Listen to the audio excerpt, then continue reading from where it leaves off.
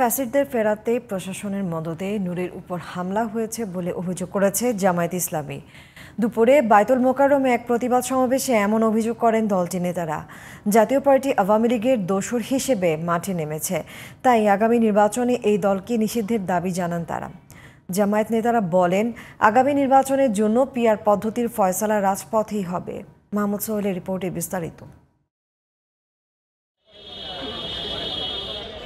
গণ অধিকার পরিষদের সভাপতি নুরুল হক নূরের উপর হামলার প্রতিবাদে শনিবার দুপুরে বায়তুল মোকাররমের উত্তর গেটে সমাবেশ করে ঢাকা মহানগর দক্ষিণ জামাত। সমাবেশ থেকে নূরের উপর হামলাকারীদের দৃষ্টান্তমূলক শাস্তির দাবি জানান দলটির নেতারা।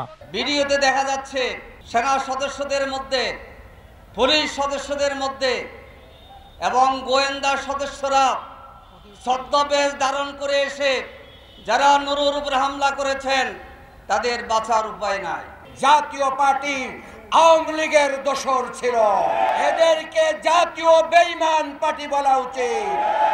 এরা বাংলাদেশের মাটি এবং মানুষের জন্য রাজনীতি করে না।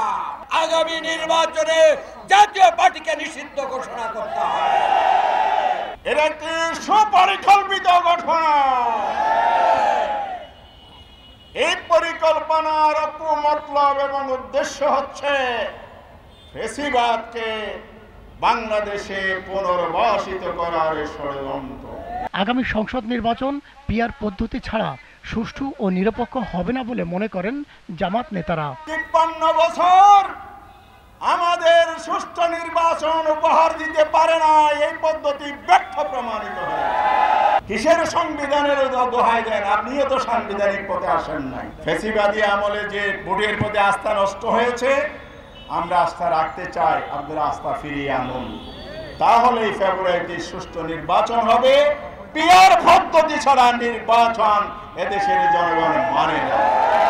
প্রয়োজনের জন্য রাজপথে ফয়সালা করা হবে। সংক্ষিপ্ত সমাবেশ শেষে বায়তুল মোকাররম উত্তর গেট থেকে প্রতিবাদী মিছিল বের করে জামাত ইসলামী। Mahmud Sohel, GTV news, Dhaka.